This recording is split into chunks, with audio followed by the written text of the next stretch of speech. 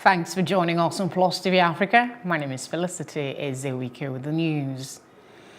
Deputy Senate President Ekweremadu has been released on administrative bail after spending hours with the Economic and Financial Crimes Commission on Tuesday. Ekweremadu had reported himself at the EFCC headquarters in Abuja earlier on Tuesday for questioning over allegations bordering on fraud and money laundering. The EFCC had about a week ago invited the Deputy Senate President to its office in Abuja to respond to allegations of conspiracy, abuse of office and money laundering.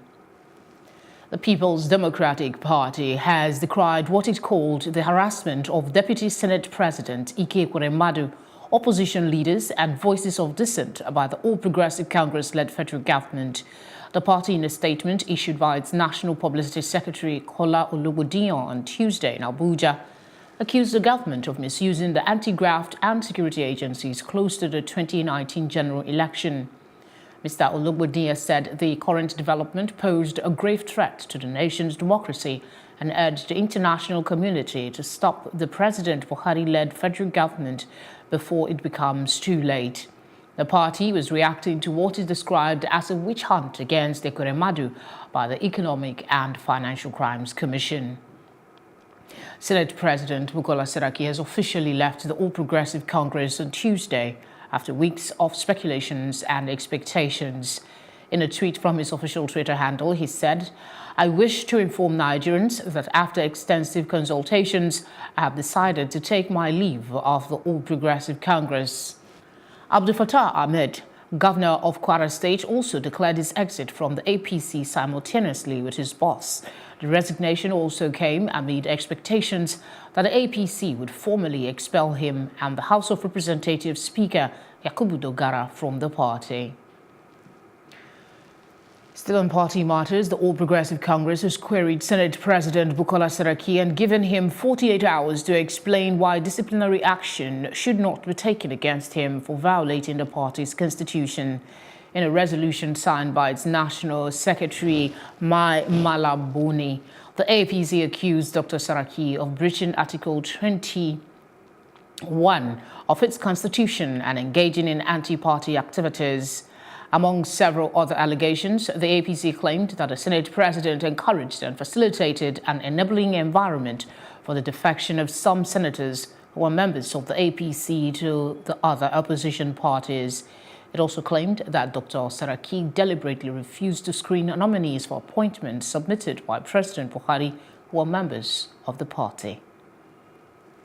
The People's Democratic Party has welcomed the resignation of the Senate President, Senator Bukola Saraki, from the All Progressive Congress.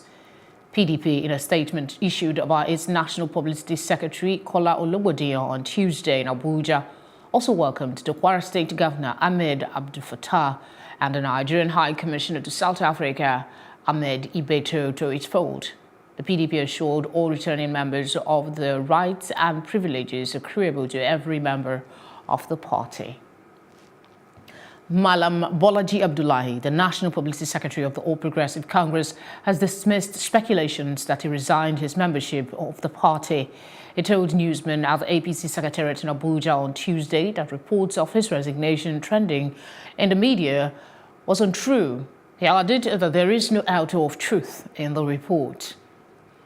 The lawmaker representing Kaduna Central District, Senator Shehu Sani, has advised President Muhammadu Buhari's administration and the National Assembly on the next step to take after the defection of some leaders from the All Progressive Congress. Senator Sani gave his advice in a piece on his Facebook page on Wednesday, a day after Senate President and two others announced their exit from the ruling party. In the write-up titled "Defection and the Way Forward," Senator Sani said, and I quote, "In view of the current reality, it's possible to have a harmonious working relationship between the parliament led by the opposition and the presidency led by the ruling party in the remaining lifespan of this political dispensation." End of quote. The lawmaker, however, said such objective could only be achieved if the presidency and the National Assembly put the interest of the country first. President Muhammadu Buhari has been elected as the chairman of the Economic Community of West African States. The president was elected to the position on Tuesday during the 53rd session of the Authority of Heads of State and Government of ECOWAS in Lomé, the Togolese capital. According to a statement by the special advisor, the special assistant to the president on media and publicity, Mr. Garba Shehu, President Buhari has promised to work to take ECOWAS to greater heights. President Buhari praised his predecessor and President of Togo for successfully hosting two important meetings of the Joint Economic Community of Central African States and ECOWAS, as well as the 53rd Ordinary Session of the Authority of Heads of State and Government of ECOWAS. Amnesty International puts the number of deaths in Zamfara since January 2018 at 371. The rights watchdog says thousands of people have been displaced by the conflict between farmers and herdsmen in the state. A statement signed by its media manager in Nigeria, Issa Sanusi, says that insecurity is escalating in Zamfara with daily killings and kidnappings by armed bandits. Mr. Sanusi says that when Amnesty International visited the region, villagers said they had pleaded with the government to help them after receiving warning letters from the bandits ahead of attacks, but had received no protection.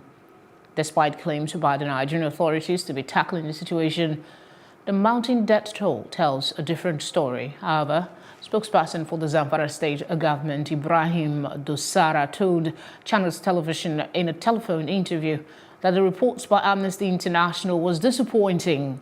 Dosara accused the human rights group of bias in its report, insisting that the government and security agencies in the state were working tirelessly to ensure the safety of the citizens. Zimbabwe's ruling ZANU-PF party has won the most seats in parliament. This is according to the incomplete official results. President Emerson Mnangagwa is poised to win with a substantial majority. However, the opposition MDC alliance has claimed the vote is rigged and says its candidate Nelson Chamisa had won. Overseas election monitoring teams are to issue their reports on the parliamentary and presidential poll today. It is the first election in Zimbabwe since long-serving ruler Robert Mugabe was ousted and has refused to back his successor, Mr. Mnangagwa. Africa's most populous nation and biggest economy, Nigeria, Eritrea, and Guinea-Bissau, are the only African nations that are yet to make any commitment to the African Union's continental free trade area. According to the African Union Commission chairperson, Moussa Faki Mohammed, these three countries have made no commitment to the deal signed in Kigali in March 2018. The AU chief said the body's projection was to have all nations on board, so the AFCFTA could enter into force in January 2019. Six African countries have since ratified the deal, while the vast majority of countries have only signed off. The six are Rwanda, Niger, Chad, Kenya, Ghana, and Switzerland. Three others, Tanzania, Zambia and Botswana, have only signed the Kigali Declaration but are yet to sign the deal and deposit instruments of ratification with the AU. When we return, we'll bring you the latest development in the US-China trade war and much more. Just stay with us.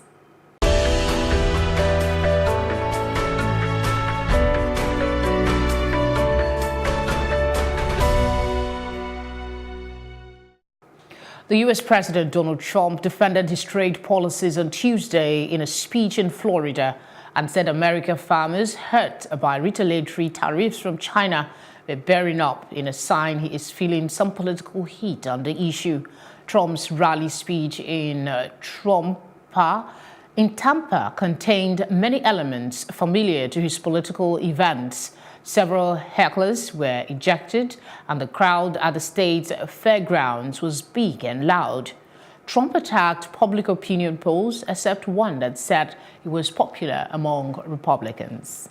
And I want to thank our farmers. Our farmers are true patriots. Because China and others have targeted, remember this, have targeted our farmers. Not good, not nice. And you know what our farmers are saying? It's okay. We can take it. These are incredible people. We can take it. You know why? They target our farmers because they know it's one of our great strengths. It's us. It's not me. It's us all together. They know it's one of our great strengths. Democrats are even trying to give illegal immigrants the right to vote. They want to give them the right to vote.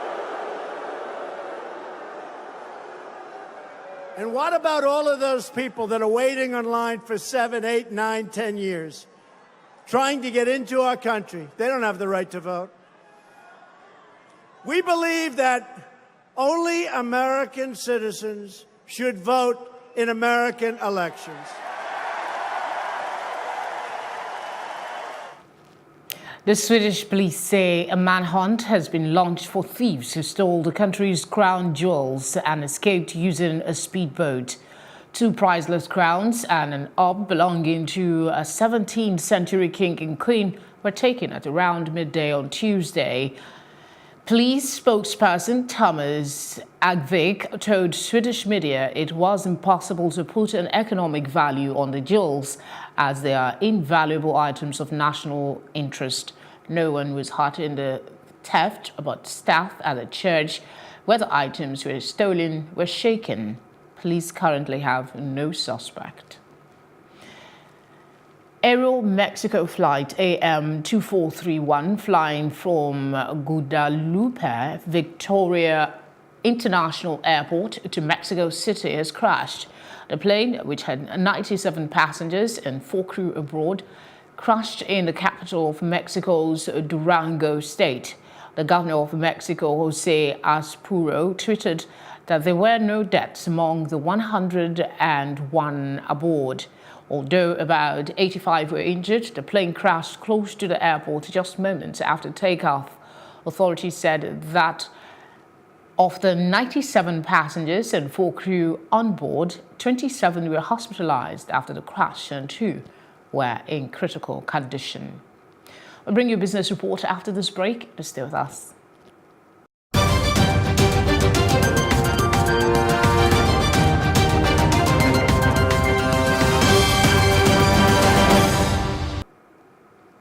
The Central Bank of Nigeria has warned traders against poor handling of Naira notes, saying the law guiding the notes were still subsisting and violation of the laws would attract jail terms. According to the Assistant Director, Currency Operation Department, CBN, Mr. Benedict Maduago, he says anybody caught mishandling Naira notes would be jailed for 5 years with an option of 50,000 Naira fine.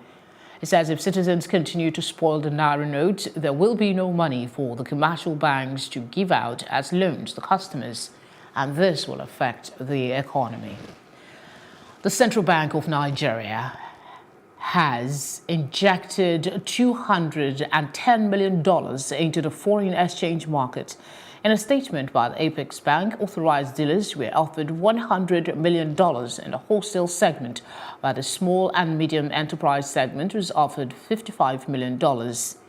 Meanwhile, the Senior Manager, Department of Development Finance at the CBN, Chinedu Zafani, has said SMEs need to convince their respective banks that when they take the money, they will pay back on their agreed dates.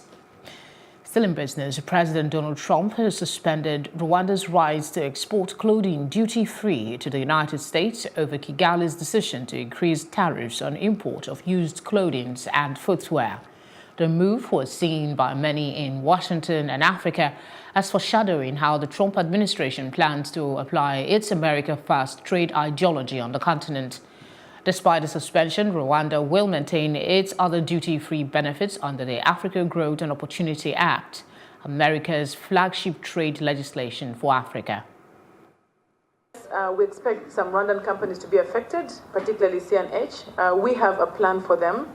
We have engaged them, we've discussed with them, and we will be helping them with the transition to new markets. We already know one of the investors in clothing is already looking at European buyers, which has already sent samples to Europe. And so we have a facility that we've put in place to help them within the transition to find new markets. And that support is going to include some of its financial support to pay for some of the the cost they will incur to adjust to new markets. When we look at domestic production of clothing, we've actually seen evidence that it has grown, which means that there is a correlation between discouraging second-hand clothing and increase in domestic production, which was the basis of the decision that we made. So it's actually, the evidence is actually showing that it's paying off. So we should just stick to growing our domestic production, which is what our leaders decided at the EAC when the decision was made. The second point that I wanted to also add on that is Rwanda remains very open to engaging the United States as well as any other country on mutually beneficial trade engagement.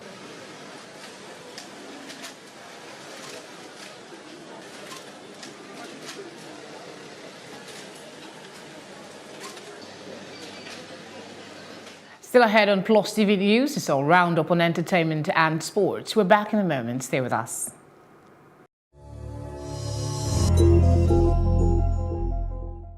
And in entertainment, Nigerian-Canadian film director Pascal Atuma's movie titled Sweet Revenge has won Kevin Hart's North American Film Competition in Toronto. 654 movies were submitted for the short films competition, and the best 10 were selected, whilst the top 5 were posted online for public voting before the jury decided on the winner. Pascal Atuma, in his response about the movie, said, "I wanted a multicultural story that would be funny based on situations and close to the immigrant experience. I wanted a universal story." Although Sweet Revenge was written and directed by Pascal Atuma, the producing was done by Ola George and Warren Beatty.